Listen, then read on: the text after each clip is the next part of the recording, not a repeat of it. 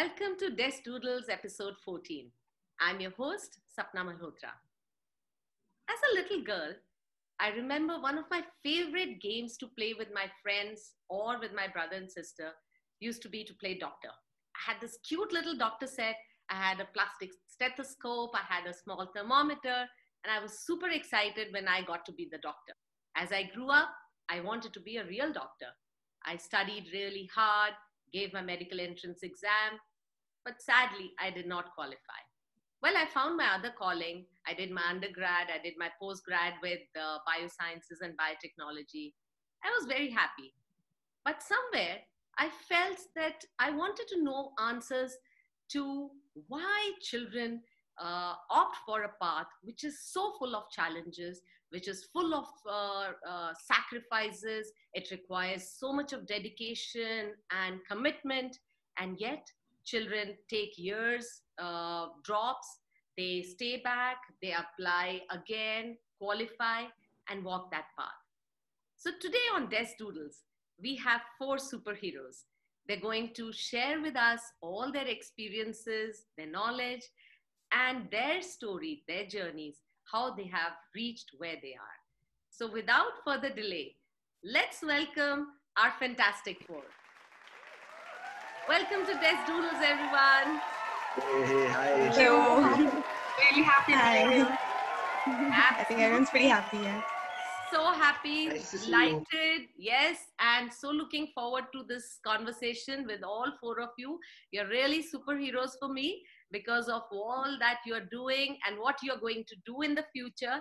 So I'm really looking forward to hearing that from you. And let's get started. I'm going to come to you one by one. I'll introduce you, but I'll just give your names. The rest is for you to tell yourself. Okay? Cool. Okay. So let me come to my first guest. Let's get to Dr. Sai Preetham. Hello, Preetham. Hi, guys. I'm Sai Preetham, a house surgeon at Jawaharlal Nehru Medical College, Belgavi. I'm 23 years young, and that's my introduction. Keep it short. But tell me, Preetham, how did you Yes. reach where you are?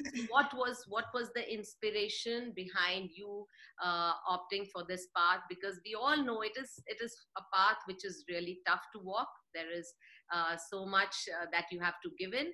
And was it? I know that you come from a background where your house is full of doctors. So was it the reason for you to walk this path? Actually, that wasn't the reason. So my dream was to be a Formula One racer, Ah, and one of the most prominent racers then was Ayrton Senna. And so most of what he earned, like 90% of what he made through prizes and his salary, he donated to kids in Brazil. So he's a Brazilian racer. So I felt even I want to do the same for my country. I wanted to, be a Formula One driver and then change many lives in India. Unfortunately, for India, like many things are not possible. Formula One is one of the things that's not possible for us to pursue. So I thought maybe what else I could think of to help people without, a lot of resources. So, and obviously my mom's a doctor, my brother's a doctor as well. And I feel like if I became a doctor, maybe I could help people like with just the skills that I had. And I didn't need I didn't need many resources. I didn't need, so I think that's one of the reasons why I chose to be a doctor. But about inspiration as a doctor, I don't see any figure. I generally like to pick qualities from all the people that I look up to. Like, suppose it's like Ellen, like she always says, spread love and like love one another. So I like to pick love, like, be able to love everyone. And like Lewis Hamilton, never give up, and hardworking for my mother, smart working for my father. So I just like to pick qualities from everyone and just, try to be a better person every day. That's it. absolutely. And I think you're an embodiment of all of that. And we will know all Thank you. about it as we continue our talk later. So, coming to my next guest, Dr. Riya Bhattacharya. Riya, tell us your Hi, story. guys. Hi, so I'm currently interning at Kasturba Medical College, Mangalore. I've been passionate about medicine for as long as I can honestly remember. And honestly, it did start off with a doctor set, as you said. So I think everyone at some point would relate to that. Like, I was really young and I've always loved the feeling of how a stent used to feel around my neck, or, just like playing with those syringes even But yeah, so it made, a lot of sense to me even as a kid to become a doctor later on. And yeah, so then my family also, they're not like, none of them are doctors actually, which in fact pushed me more to be a doctor, because I realized that I could contribute not just to health outside, but even at home, but helping, my own family as well. So yeah, that's it. Like, just I'm passionate about what I'm doing. So yeah. Wonderful, wonderful. That's so different from Preetham's, because Preetham was kind of surrounded by doctors, and he grew up with to be a doctor now. And you were surrounded by none of the doctors, and yet you found your passion in that. So wonderful. I think it's so beautiful to hear each one's story and journey. How about you, my next guest, Dr. Sharbani Sharma? Hi guys, I'm Sharbani. I did my MBBS in Ramaya Medical College and I am currently interning there. And unfortunately, my story is not very different from Ria's. I have also wanted to become a doctor ever since I was a kid. And I think it came from my grandfather. He's the only doctor in my family and I've grown up idolizing him. And I've come across many doctors in my life who have really inspired me, not just as doctors, but as people. And it's nice to look at them for more than just as doctors, because you realize there's more to them and you really want to pick up those traits and kind of incorporate them in your life as well. And yeah, I think a bunch of them. One of my doctor's oncologists is my role model, Dr. Poonam Patil. I just want to bring it out there because she constantly continues to inspire me till today. And yeah, so I already always had an inclination towards human physiology since school, and I'm glad I followed up on that, and I'm here. Wonderful. That's so beautiful. And I think each one's story is unique in itself, Sharbani, even if it is similar on some lines with somebody else, but somewhere it is just your story and it is so unique to you, right? So coming to my next guest, yes, Alora, my next guest, Alora Pandita. Hi guys, my name is Alora and I'm a fourth year medical student in a government medical college. So I think the first time I ever told my mom I wanted to be a doctor was when I went to the doctor's office and he wrote the prescription as a check. And I was so enchanted by that, wow. So I went home and I was like, I want to do the same thing. And after that, I continued to see doctors who inspire so much confidence in their patients. And I wanted to be able to do that. They are the ray of hope in a lot of people's lives and they mean something. So I hope one day I can reach the same place. Yeah, absolutely. You're so right, Alora. And in fact, it goes back to when I was little. The earliest memories that I have of, visiting a doctor, I used to be in and out of dental clinics a lot. And even for a wobbly tooth, I had to go get it, pulled out. So I remember that doctor was so amazing and he would weave these stories and I'll be just mesmerized looking at him. And the tooth would be out, I wouldn't even know. And I was never scared to go to a doctor because the experience was always so nice. So I think what you said is so correct, that the kind of, relationship that doctor has with your patient is so important. Absolutely. So like is the tradition, I was so happy with all your stories, but let's jump into the big loaded question we always have on Desk Doodles. And today's big question is, what is it like to be a medical student in this time of global pandemic? So let me put this question to Ria first. Ria, let's go with that. I would like each one of you to share your views, your experiences. So, but let's begin with Ria first.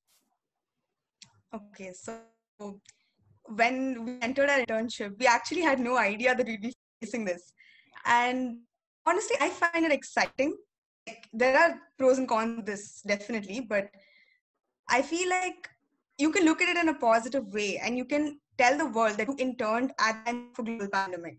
Like, you can learn an entire pandemic protocol just by being an intern currently.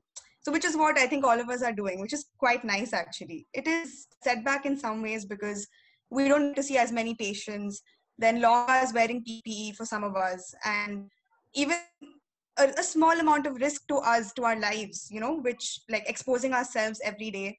But I feel at the end of the day, when you've done your best and you're so happy because you've given it your heart and soul, I think that's what makes us, happy at the end of the day. So definitely, like, that's what I feel about it. Right. That's so true that, that I just thought that as mere mortals, I would call myself that I'm really scared of Corona. But I mean, you people have been in the hospitals and even if you've not done the COVID duties, it is a kind of, that slight fear of contracting it must have been there in your minds. Right? Yeah, I mean, a lot of my friends here, my co-interns have, they've got COVID. So it's just like, as of now, it's like a part of our life. Like, we just deal with it as and when it comes. And more than that, I feel like none of us are really focused on, just the COVID part of it. Like, there are so many other diseases which people come in with and which are way more serious. And I feel like that needs to be given more attention, or the equal amount of attention, because pre-COVID era, like, that's what the patients came with many other problems, right? So I hate to see that those problems are being neglected a little bit now because COVID is in the picture. But yeah, like, honestly, I feel like if you love what you do, like, and you see patients in and out, day in, day out, the fun just never leaves. Like, you're just happy doing what you're doing, and it just makes all the difference at the end of the day. Right, right. How about you, Sharbani? How has it been for you to be a medical student in this pandemic time? I think it's been a bittersweet experience. Like Ria said, of course, you can look at the cons and just focus on that. But then there's, of course, a silver lining to everything. There's, like she said, there's a risk of exposure at all times. And especially for those of us who are day scholars, there's a risk of exposing your families and your friends, which you really don't want to do. You don't want to put them in danger.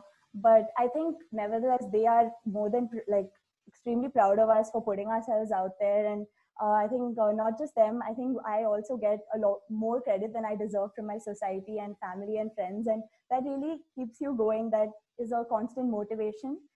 And of course, I really enjoy what I do, even though I would have really liked to have the pre-COVID experience of having more hands-on experience, getting to see more patients of like a wider variety, and learning about more things. But I'm glad that I'm able to, I'm at a position to help out, and we are, of course, more updated with the latest protocols and statistics, and we can guide our family members and friends accordingly. And I think that's really important. So yeah, I'm glad that I am at a position to help them out. Right. And did you contract COVID during this time? Yeah. In fact, I did. I got exposed. I wasn't doing COVID duty. I just got exposed while I was working in the ICU. And I didn't know at that time. And I was actually the first intern from my batch to contract the infection. So it was quite scary when I did contract it. But I had a lot of support throughout, and I'm glad to say I made it. And there's a silver lining to this as well, because I'm supposedly resistant for a while. And I even donated plasma for 2 patients. So hopefully that helped save them. And whatever little yeah. way, yes, I think. And don't say that you're given credit more than what you do. I'm sure the credit is due where it is rightfully due for you. So coming to my next guest, Elora, tell me, how has this time been for you, the past 8 months? So for the past 8 months, I've actually been at home because I'm still a medical student, and we have had online classes for the past 8 months, which have been difficult because I think teachers are trying their best to give us what they can, but a lot of medicine is based on practical experience, like you do when you learn. So I think I'm really missing out on that, and I hope that through future classes we will be able to catch up, because I don't think skills are something you can compromise in MBBS. Maybe practical skills are not as important in many other degrees, but especially in medicine, I think they matter the most. So I'm hoping we do get that practice sometime soon. Correct. Yeah. Guys, I think as your generation, you're digital natives. Like we always refer to you as digital natives. You're just so comfortable with all the tech that is around you, and the professors that you have are what I would call digital immigrants. So they're still getting used to things, and it's tougher for them to adopt and start practicing it. Whereas for you, you just have to just get it right. So I think Right. that's where there is a lag between the two mediums, right? The professors and the students. So I think that is what. But do you think that has kind of in some ways set you back somewhere, or you're coping up on your own? It is very different from the actual final year experience, because usually it's really hectic and there's a lot of studying, and it's kind of about studying and integrating the practice along with it, which is what is missing. And I think that's really important. It's a key to understanding what's happening. So yeah, I think the pandemic has definitely set us back a bit. And also because we are of no help currently, just as students, we haven't been able to contribute to the workforce. So that is disappointing as well, but yeah. I know, because I think as medical students, all of you would be feeling that this time of COVID is a big, huge time of learning as well, right? So, like, if I look at you, I just see you like, just kids, kind of young kids, and you're just the same age as my son. And I would, feel, oh, it's safer, for you to not be exposed and all that. But for a doctor who's, it's a big learning time for you to, be there and experience it for yourself. Is it like that? How about you, Preetham? Tell us a little bit about your time, past 8 months. So first I'd like to get off from where Ria started. So Ria said that, we know the protocol now. So basically China was able to fight the pandemic better than the other countries because they had this protocol ready for themselves. And so they had a hospital, a 1,000-bed hospital, ready to fight like any virus or any influenza type, infection. So now we might have taken a step back because of the pandemic, but for sure, like every year, the influenza virus, there's a genetic drift and the shift, and every year they have to find a new vaccine for it. That happens every year. So this time we have a protocol in place. So we literally have like you say. We have like a key to fighting anything that will come in the future. So next time we have something like this, we'll be doing way better. So keeping doctors at the top of the pandemic and not like anybody else, or anytime there's someone else coming, some other pandemic coming in the future, the doctor should be the first people to write the guidelines, keep everything ready. So we have that. We're prepared for the future now. And I'll also like to say, Sharbani, like it's great to hear that you donated to two patients, you donate plasma for them. That's crazy because it actually takes a toll on your body. I donated platelets to someone, and then I was not able to flex my arm for like 5 days. So Shabir did a great job. And talking about being in the front line, for the usually interns, we are shadowing or we like going on rounds with the professors. We're always behind all of them. We're not doing anything from the front. But here, for the first time, I felt the PGs and the interns were at the front line. Like we would be exposed to patient. We would wear the PPEs for 6 hours. And like, I had to, so every day my morning routine would be drink like a bottle of water and then go to work. But if I drank water, I wouldn't be able to take off the PPE. So once you get into the wards, you can never take off your PPE for the 6 hours, and the PGs would stay for 12 hours. So they would not drink water. They would not do anything for 12 hours. And before the 12-hour shift, they would not drink water as well. So they have to drink 2 hours before. You have to unlearn all your basic, whatever routine you had before. I'd wake up, my duty was from 8 to 3. So I'd drink a bottle of water. And then that was not possible because I have to use the washroom if I had water. So I wouldn't have water. My last water would be the night before. So that was really like a great task for me. But when I was inside the ward, it would be better. Like I would be more concentrated on the patient, like, getting their work done, getting the rounds.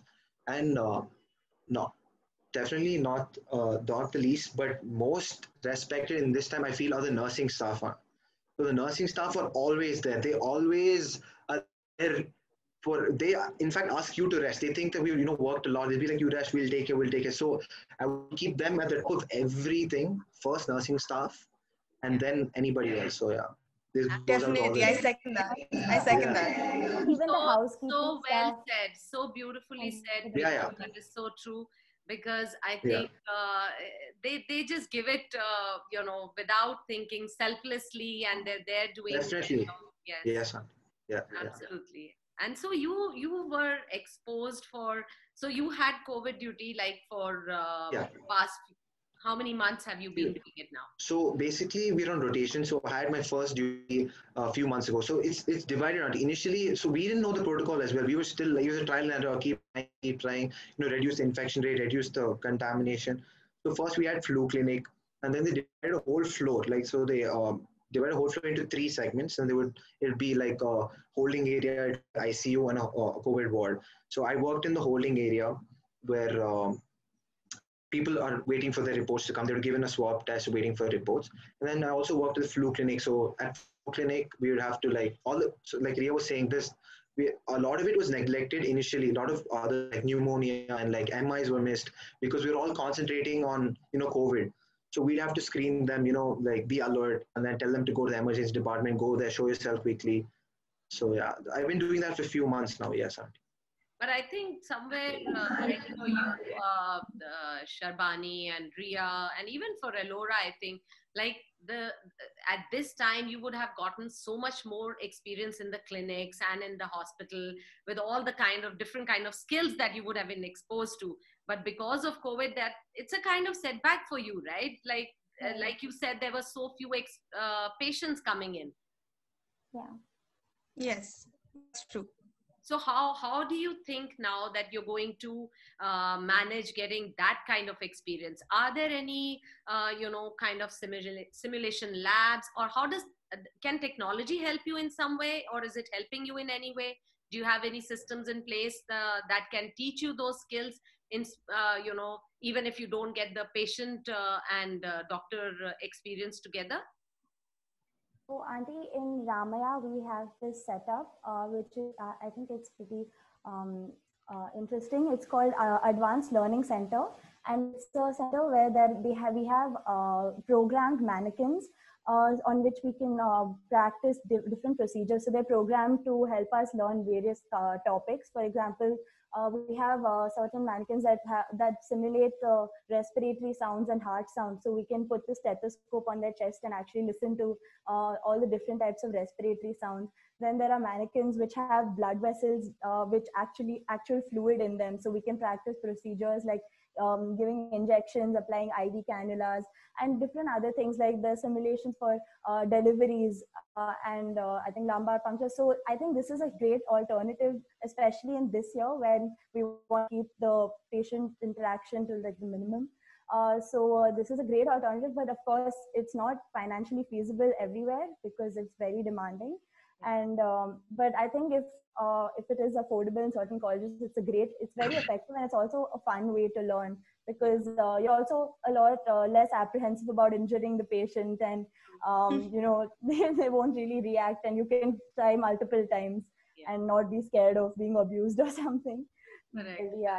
Yeah, in fact, I was also hearing a lot of talk, and I was reading up, and they were saying that some of really good world-class facilities are there in India in some of the colleges and some of the hospitals where they have these simulation labs, and young interns and students can practice like childbirth and other complications with the heart and things like that. How about you, Ria?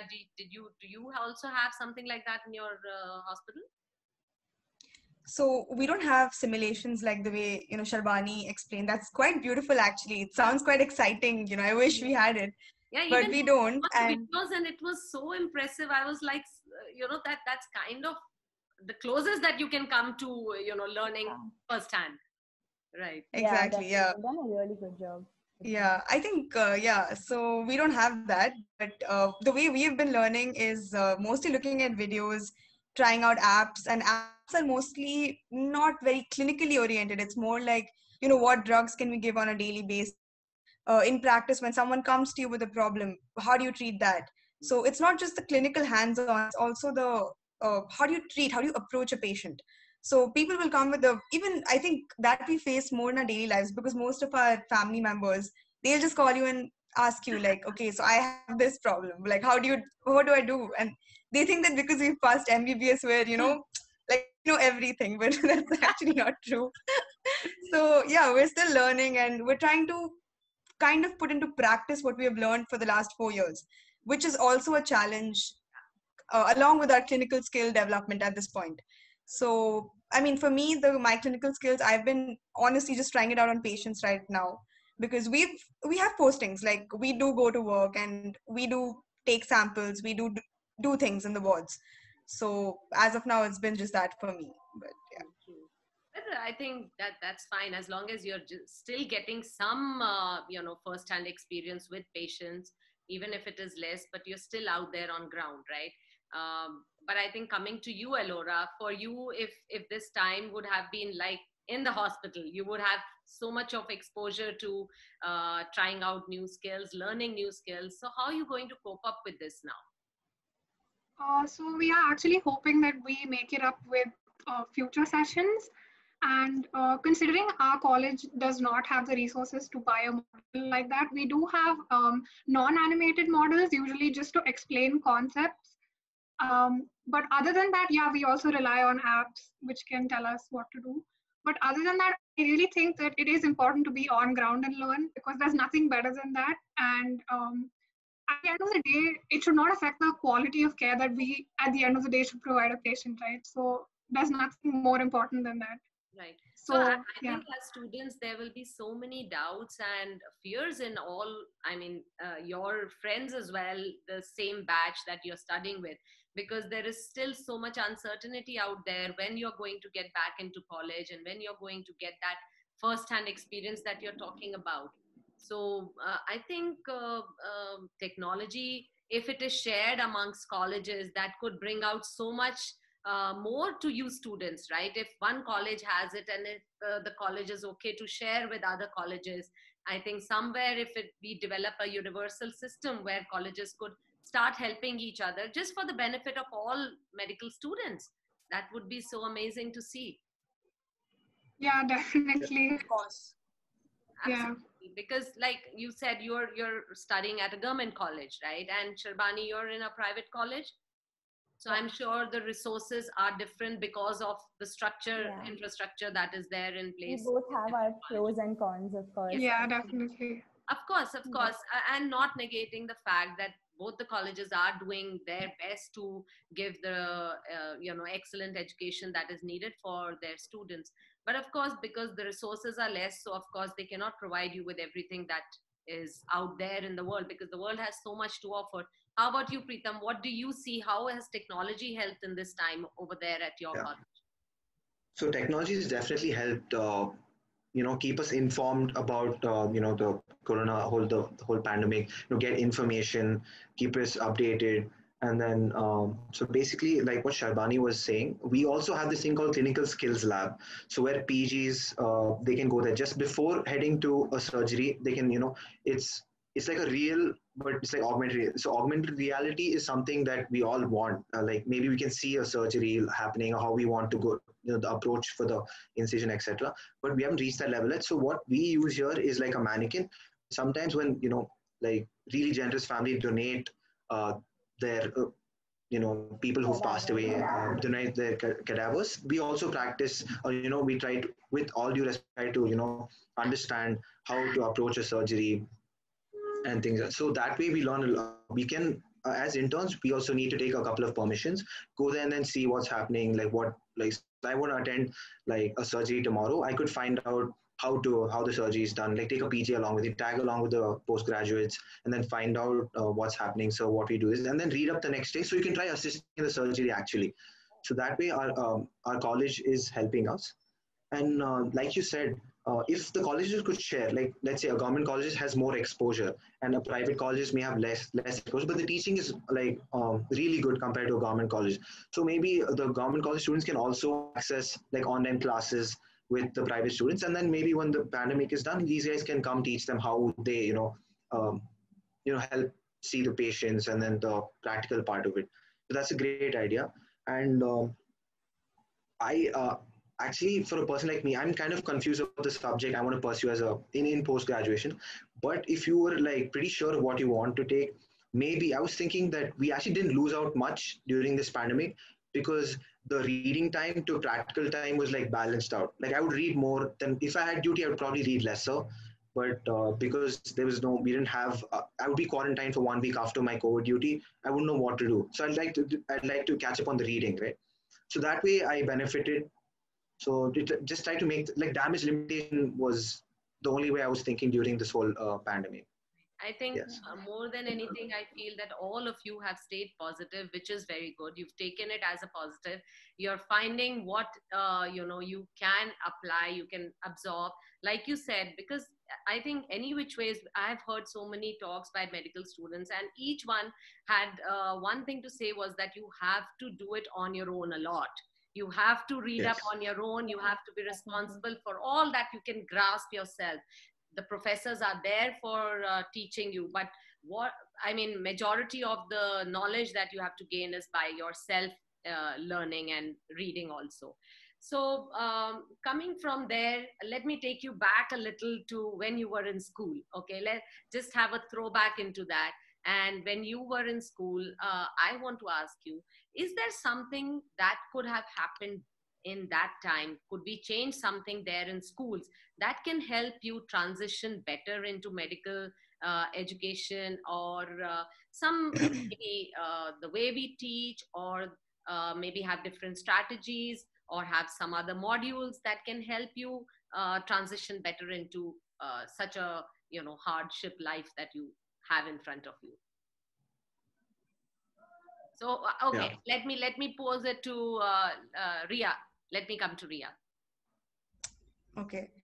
So I felt the one problem that I felt, stuck with me throughout was approach. Like approach in the sense that in school we're unconsciously, like so not subconsciously taught to, approach things in a very narrow way. And we don't look beyond that. So when you come to college, there are 100 other different problems along with maybe just studies that you have to face. And nobody teaches you these things in school. Like you're just supposed to magically learn them when you come to college. Like dealing with life, nobody taught us that. And I feel like school should make you strong as an individual enough so that when you go anywhere in the world, you should be able to sustain yourself. And not just in the academic way, because everyone turns out fine. Like I'm sure about that. Like everybody turns out okay. And the I think the objective in school should not be to make people smarter or like to get their grades up, because that it'll happen inherently also if they just try and do it. They should be maybe encouraged to do better, but also to focus on the other parts of life, which maybe the skills, maybe the way they talk. I feel communication should be taught in schools, like definitely, because a lot of us don't, like a lot of us learned communication once we came into college when we were forced to communicate with others, in our case maybe patients. So I feel like definitely like that should be taught in schools. And also I feel like in schools a lot of people, if they weren't doing well academically, they used to be put down a little, which I feel shouldn't be done, because that kind of, it makes an impact in a long term way. Because the people always think that okay, they become insecure about what they could have done or what they should be doing, and they think 100 times. Like a small comment in school can actually be etched into someone's brain for a very long time, I feel. Good scar. So I feel, yeah, For like sure. school can give you all the confidence you need if just, uh, like in the right direction, if it's, told to you. So I feel that's important. Very true. How about you, Elora? I could see that you also wanted to say something. Right. So I felt in school everything was very stream centric. Like it felt like I was not choosing my career, but a path that the end wasn't very clear. So like we used to have career counseling, but in that I wish it was more like, okay, this is the day in the life of let's say a photographer or a doctor, or like engineer is a very broad term. So maybe like, okay, this is a graphic designer, this person works in technology. There's so many different ways to find out what you want to do. And I don't think that was explored enough in school. So I felt that way. Maybe a lot of children would have a clearer idea, because I feel like people are put off by medicine just because, okay, it's a lot of studying, but it's so much more like beyond that. Like a doctor meets so many patients, there's new innovation, like there are so many things to stay on top of. And I feel like a lot more students would have shown interest if it was shown in a broader and a much better light. True, true, very true. How about you, Sharvani? You wanted to say something. I think, like Ria and Alora said, I think we could have put, my school could have put more emphasis on career counseling and, focus. They could have tried to focus on each student's strength separately. because not necessarily everyone wants to pick a career in medicine or engineering. And there's a huge variety of, even though my school was mainly science oriented, but I think up till 10th, there were a lot of students that were pretty good and they had their strengths in other fields. And I think they were neglected quite a bit just because their interests didn't match with the rest of us. So I think if they nurtured their strengths and guided them accordingly, they would have done better in their respective fields. Even though, like, of course, the fact that our school was really academically oriented, that did help us a lot in this particular field, because that is 80% of what our college life is. But yeah, of course, I wish they focused more on communication and all the extracurricular skills that are required to be a doctor, other than the studying part. Basically, the entire personality of a person rather than just one skill. What about you, Preetham? What are your thoughts on that? Yeah, so the school that I went to, so after 10th grade, like it would require you to have like a certain GPA. Like only students above 9.3 or I'm sorry 9.2 or 9.4 would be retained. The rest would like have to leave and they get other smarter kids. So I think that's a totally wrong concept. All of them do want to read, not like they don't want to. Maybe they just didn't find the interest or maybe it wasn't taught well. So and most of the people who left were pretty close to me. They were my good friends, and all of them who left are doing really well in life now. So I felt the school just gave up on them, and then they just banked on the rest of the people to, their names to come in the newspaper, or they should be the first in this. So I didn't like that, because everyone finds what they have to find. You can't make a fish climb a tree or anything like that, right? So everyone's different. So I felt they should have, trusted them to, they should have at least. The teachers should also. I really love my teachers. I genuinely love all my teachers, and I generally wish them good morning, good afternoon, whatever, from the bottom of my heart. So, but I just felt that they shouldn't have given up on the students that early. And I think what you're saying, it also, you could also bring that out in ways like, suppose when you're in 11th, 12th, right? And suppose there was a program where you could do some internship. It was made mandatory for you to intern maybe for a few weeks in 11th grade, for a few weeks in 12th grade, choose that calling. And suppose you got to see what was happening in clinics, you got to intern in hospitals, and an engineer got to intern, if he was a software engineer, got to intern in an IT firm. I think that would kind of help you feel more stronger about what you are going to do and what you really want to do. Like if there was some kind of a program like that would reinforce the fact that, really, I really want to go into medicine. And there would, like Alora also said, that it would give insight to other students also that, oh, wow, there's more to it than just, the hardships. So it would give a little window into all the different streams that children could definitely. opt for. And if they brought in professionals who are actually in that career and they've been practicing for a while, maybe they could, instill a lot more interest in the people who are actually looking to pursue a career in that field. Right. I think that would have also helped. And hearing from experts in those fields would really bring out it, out in the open, because somebody who's doing it, telling you about it, even if it's a fireman or if he's a doctor or a lawyer, coming there, talking to you, makes a world of a difference to a student, right? So great. Now coming from your school life, coming to where you are in the present, let me just ask you a fun thing. What is it? What is a day like in the, in your life as interns? How does your day start? Let me ask the first intern over here. Okay, let me ask Sharbani, what is your day like?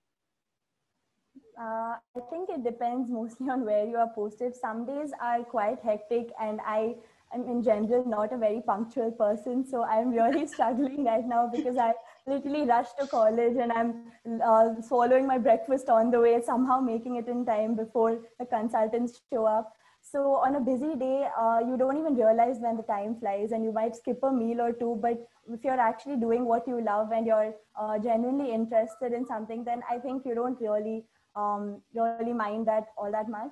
But there are also days when I sometimes feel like my 5-year-old cousin could do my job, because those are the days when the when the workload is not too bad, and they just expect us to do really ridiculous things, maybe just some clerical desk job, like just typing discharge summaries, or maybe just sitting and just waiting for just probably being a call center operator, and probably just calling up your seniors whenever required. So yeah, there's a huge spectrum of ways, and it all depends on where you are posted, and it also your co-interns play a huge role in your day. And I think I've been blessed with a wonderful set of co-interns, so I'm really glad for that. Do they chip in for you at times when you want them to? Of course, that's what I meant. A lot. Yeah, this is going out to them directly. Now you've said it out loud. So they I hope that, one. yeah, they're the unsung heroes. Oh, great. How about you, Ria? Is it the same for you? Always rushing and, I relate to Sharbani soul to soul on this entirely. No, so yeah, again, as she said, like it depends on, which posting we have. So for me, okay, I'll talk about a day in my OBG posting because that was the most hectic posting I've had till now. And so yeah, we used to have 12-hour duties at that point of time. So it used to be like, if I have to talk about, say, labor theater postings. So we used to go, say, at either 8 a.m. to 8 p.m. or 8 p.m. to 8 a.m. And there's no time for you to transition. Like, how people have jet lag, we don't have that concept. So you have to sleep at time. That's it. There is no oh my God. there is no recovery time. So it was really, honestly, it was really fun. Like I used to wake up, like I don't have this punctual problem because I have OCD about going early. And I wake up like say 1 hour earlier and, just set my mind state, okay, my day is going to be like this, and then go to work. And then in labor theater, it was like, you will get deliveries every 5 minutes. And, you just have to wear your PPE and just go for it and just, deliver the baby. And it is an adrenaline rush. It is so much fun. So I feel it was really nice. A lot of things to learn there also. And then coming to maybe say if we had pediatrics, you deal with small babies, you draw blood from them. Like sounds gruesome, I know, but it's fulfilling. Like when you're doing it for the purpose of, treating them, it's quite nice actually. And when you see someone, you bring that kind of patience in you. Were you always a very patient person, Ria? Not at all. Not at all. I think everybody can vouch when I say this, but definitely not. I think patience comes when you're waiting for the long-term result and you know that you're going to achieve it if you just know you're doing it right. Like something as simple as maybe, diagnosing someone correctly and then giving a treatment and just seeing if it's working. And the day it works, it's like you feel so nice that it's working and you're saving someone, right? That's great. And since now we have, postings of say 2 months, so we kind of have the time to follow up with like long-term patients.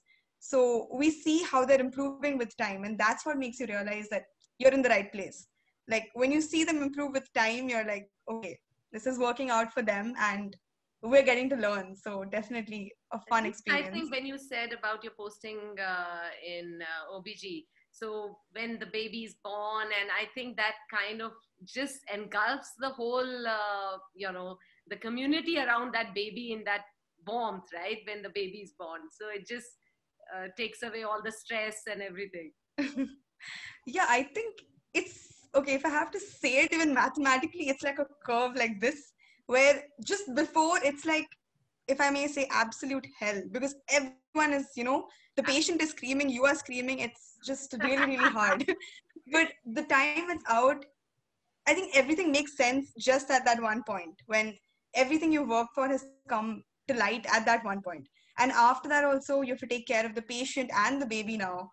So it's beautiful. It's actually beautiful. And not just OBG, I feel every field is really great. Like even say surgery, like, like patients come and our job as interns is to maybe open dressings, clean wounds, do dressings again. And patients are so thankful for that because they have a daily wound which needs treatment, which needs caring. And if you as an individual give them that one level of comfort, 1% of that comfort, that, okay, today you're going to feel better because I'm going to make you, I'm going to dress your entire wound. I'm going to make it better, clean, healthier. I think patients go back happy once we do things like that for them. And that gives us a lot lot of satisfaction. Beautiful. And I think that takes me to Elora because she had brought up that point also, the same thing. So Elora, what do you want to do? What do you want to specialize in? What is your calling? I haven't really thought about it because I think final year was the time for me to decide because I'd really get into it. But yeah, all of them sound really interesting and amazing. And I feel like sometimes people don't look at all of the streams equally because we don't just have the ones that are practiced in the hospital. There are also doctors in labs like the pathologists or the biochemists, all of whom also put in a lot of work. So yeah, although definitely looking at something clinical, uh, yeah, every time you step into like either an OPD, which is like the outpatient department where people come to show their ailments, or even a theater, it's always surreal. It's always like, okay, this is where I want to be. And I think a lot of a medical student struggle is in just holding on for these 4 years so that you can cross to the other side. Because a lot of these 4 years is just filled with, because you're always studying, there's a lot of frustration. So when you get to hear stories like this, you always imagine, I hope that's going to be me one day. And that's a huge driving force for a lot of the students. And it would have been these months only. You would have been in the clinics and you would have experienced what Ria and all your friends here were experiencing, right? Definitely feels like I'm missing out, but hopefully we'll be there soon. You will be there. What about you, Sharbani? What do you aspire to be? What's your calling, specialization? I think internship has kind of showed me the pros and cons of every single department, and it's confused me a little more than when final year I was quite clear about what I wanted to do. I wanted to be a general surgeon, but right now I'm thinking about so yeah, definitely like the watching the surgeons and just the confidence that they radiate is amazing, and I feel like their interaction with parents, I mean patients, and just the satisfaction from watching a patient recover and telling yourself that yeah, I made this happen, I played a part, that's a huge satisfaction. So I think I do want to pursue a career in surgery for that very reason, and I also find it extremely interesting. So yeah, that's what I want to do. How about you, Preetham? What is your field going to be? So Auntie, I like innovation, so I was thinking maybe whichever branch I take, I like Elora said, I don't like to discriminate between the branches because everything is equally important. And but I haven't decided which branch I want to go. What I want to do finally, like my final goal, I just know where I know my destination, but the journey still isn't decided. So I know that I want to incorporate innovation, whichever branch I'm doing, and it could, and basically I want to be a preventive medical entrepreneur. I don't know, that sounds a little funny, but I don't know where I'm going, but I just know that I want to get there. Yeah. In fact, you've taken me to the next question that I was going to put. That what kind of transformations or what kind of new things do you foresee in the future for your medical education? I mean, medicine, of course, there is a huge lot that is happening outside. Yeah. But in your education system, do you foresee a drastic change in the future, maybe another 5-10 years down the line? So about the change in the way MBBS is happening, it's already started. So now first year is 1.5 year, and the second year is second, third, and fourth year all 1 year each. So what they've decided is from the first year itself, they want to send the students or the kids to the hospital, and then so they get an exposure. So what happened to us was only in like second year we went there. After 1 year of the basic anatomy, biochemistry, and the other subject, we went to the hospital. In the whole of second year, we were lost. So second year, which was 1.5 year, we had no idea. We just knew how to take a case. So these guys, they get exposed 1 year early. So when they come to second year, they already have a good idea about how they should take case. And then so basically, patient exposure at our level is trying to understand what the signs and symptoms are. The more you get exposed, the better you'll understand what the person is suffering from. So what's happening now is the new system emphasizes on communication with the patient, which is definitely, they're headed towards the right path. And yeah, I guess they keep making these changes and they'll get there. Good. That's great to hear. And suppose now if I'll go back to the question that I was going to ask all of you, yes, that if you were put in a position of power, right? You grow up, you've done what you want to do, and you're in a position of power where you could take some decision. What is that one decision you would want to take to help, with some of the problems or with whatever is happening in the medical education at present? Is there something that you would take a stand to change if you were, in a position of power? Let me put it to Sharbani. Sharbani, tell me. So I think personally from my MBBS experience, I think maybe if they put more emphasis on student counseling, we do have a counselor, but I think it would really help for them to be more active and more frequent in basically collecting feedback from the patient, from the students. And I think if they increase the teacher to student ratio, that would really help, because I think when one teacher is teaching 150 students, it's obviously difficult to engage all of them at the same time. And I think a lot of students are also a little apprehensive of bringing up their doubts in front of that many students. So I think, yeah, so, and also I think even increasing the practical exposure, like Preetam said, is already being done a little earlier in college. And I think even then, even in the clinics, if they exposed us maybe 5 to 6 students per patient, so that we get to learn and ask our doubts and get them cleared, instead of just being somewhere at the back and, not concentrating the whole time. Yeah, exactly. So I think that is something I would want to change. How about you, Elora? What is that one change that you would want if you were in position of power and if you could change it? I think I'd like to standardize the content that they teach students, not from a practical, but from a more theoretical perspective, so that there's some kind of uniformity across the medical education that is being provided. And yeah, in the same vein, having it in different languages so that it is accessible to more people and it's easier to understand, because it's really important to properly educate all of your doctors instead of making them struggle and having them face difficulties in understanding concepts that are essential to treating patients. So to increase the level of care that we can provide is to ensure that we better educate our doctors in whichever way possible. Very true, very true. Wonderful. How about you, Ria? What is your thought on that? Okay, so I feel this is quite a difficult question actually, because there's so much running in my head. I don't know how to concise it well. No, I've put a lot of load on you because I know your shoulders are really strong. You guys are anyways doing a lot, but I just gave you that extra part that if you were sitting on that place where you could take such an important decision, what would that be? Someday it is possible. It is a reality. Someday it can come true. Of course, of course. Yeah, so I would, firstly, I would look at this as a way that what are the problems that I'm currently facing that I would like to help people with, students with in the future. So definitely one of them is communication. I think that is the biggest, as a doctor, if you can communicate well, I think that cures 90% of your, patients' problems.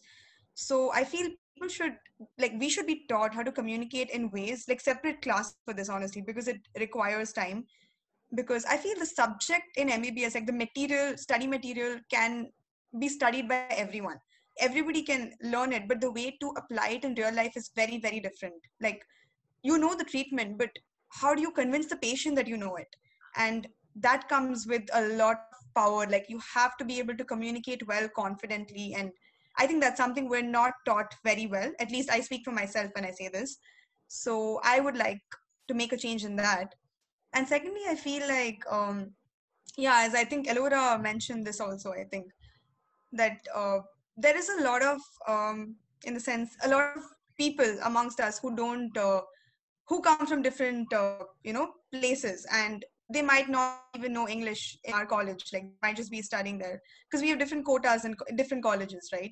So it's very important to educate the doctors, as she said. So maybe building a common ground or in a way so that everybody starts off the same, at least. Like, if you can study the same material, you should know what you're studying. You need to understand what you're studying. So it's important to normalize, or rather, normalize the, material for everyone, and be accessible as well, because a lot of people might not be from the same financial background. So resources, definitely, so that all the doctors in the country can be strong, be equivalent to each other, and also take references from each other if we have to in the future. So that makes us a good, strong, healthy community, which I feel is important in the long run. And yeah, definitely. And also, I think one more thing which we were taught about was financial knowledge about certain things. Like when a patient comes to you, you have to look at the financial aspect of his life or her life. We don't know what kind of drugs they can afford. We don't know what kind of treatment they can afford. So we're taught, okay, for this disease, you give this drug. But we're not taught the prices of the drugs. We're not taught anything about how much of management is required for that patient to be comfortable spending and getting better. So I wish we were taught that. I would maybe spend some part of curriculum on that as well, because it's very important to know. And even the tests that we run, we're all pretty well off, I guess. We might go to a hospital, spend 2,000 on just a bunch of investigations. But I feel a normal layman can't do that. Even in a government hospital might be difficult. So these things I think matter when you're clinically practicing. Like you would want your patient to get better in the best way possible. Yeah. And you want to provide that kind of treatment to him, and just know your facts better rather than just giving him something and then taking it back. It's exactly what you're trying to say, right? That you might suggest something and then you might have to take it back because the patient cannot afford it for some reason. So yeah, so right. Yes. What about you, Preetham? So my change in the medical system would start way back in school itself. So like you said, in like 11th and 12th grade, I would want the students to be exposed. I mean, they should know what they're getting themselves into. So I was thinking maybe after 10th grade, like make sections like a bio, instead of bio, like a medical or like medical science related, and then one maybe pure sciences and one like engineering or whichever, how many other branches you need. I was thinking ideally 3. So let's say I'll talk about the medical side of it. So I'm in the medicine class, So every like maybe one period every day, one period every alternate day, one of the professors or like let's say like a senior resident, so or like MSc student, so they come and they talk about a subject like anatomy. What is anatomy? What do you think you see in anatomy, or biochemistry? What is it? So not just based off like what you see on TV shows, or like what your friends tell you. Like maybe they'll tell you, dude, you'll just see like this like dead body and then you'll faint, man, it's very sick. But it's not like that. You go there and you try to understand, like you try to understand the human body. You need to know the anatomy of human body, the physiology. Only then you start loving the subject. So if they start loving it, no matter how much how many other challenges they face later, they will definitely get past that. So that's one. And second thing is this is a fine line. I do want to reduce the fees of medical education, but let's say like a private college, the private college owner will probably say, I can't reduce the fees because I'm providing all these facilities. So basically the transition should happen to invest more in government colleges. Like even like a middle class or upper middle class family should want to go to a government hospital for getting treatment there. Like a huge, not just in the AIIMS Delhi, like suppose a South superstar or like our chief minister, he probably go to a multi-crore hospital, but he will never go to a government hospital to get treated. So it should start with them. They should be like a leader to say that, dude, I will go to government hospital because I trust the facilities. I trust my health minister that he would do a good job. He will set up the best hospital for the public. So if that changes, I feel everything will change. And I mean, everything. It'll change the outlook of how they will look at it. Yeah. So that way, doctors won't look like we're just here to like make money, but we're here to genuinely serve people. And in the process, obviously, we want to have a life of our own, like enjoy all the luxuries in life as well. Absolutely. I think it definitely hurts when you hear people talk about like doctors exploiting their patients, because you put in so much of your life into doing this, and it seems so unfair for people to just accuse you of like not doing your job properly or overcharging, because there's so much that goes behind making a doctor. It's almost impossible to And that's what I said right in the beginning, that it takes so much of courage for a student, for you people, when you stepped into this path, because you already knew that you've already invested 14 years of your education and you're committing yourself to another 12 years. Only by then are you going to feel that you've established yourself as doctors and you start enjoying the fruits of your hard work, fruits in the sense also of having your own setup or where you're working and experiencing, feeling that I'm equipped with all the skills that I need to treat my patients. So it's a huge commitment, and I'm sure I think I would also say that something should be done universally to upgrade the levels of government colleges, government hospitals. The infrastructure needs to be upgraded in so many ways. Like, I think not only just in the time of pandemic, but in general, we have seen that it really needs more, upgrading. And what all, I think the inputs that you gave, I hope, those things happen. And I wish you, all of you, that someday you will be on that chair and you will have that power in your hand to make such decisions. So till then, do remember this and look back into all the problems that you faced and try and bring a change, because only when somebody takes that first step forward can we hope for a change in the future, right? So wishing you all the success, all my wishes, all my energy for whatever you do. You're anyways, superstars, like I said, superheroes for me, and so proud of all of you and for coming, sharing your experiences. Thank you so much. Thank you so much. Thank you for having us. Absolutely. It was my pleasure, and keep doing what you're doing. Preetam, go strong with your COVID duty. So proud of that. Yeah, and Ria, Sharbani, all with all your learning skills next to your PGs.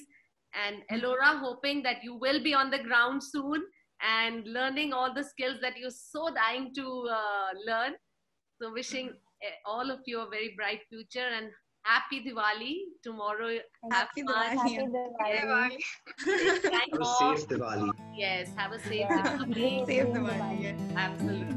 So thank you so much. Bye bye. Thank you so much. It was a pleasure being on your channel. Definitely. Yeah.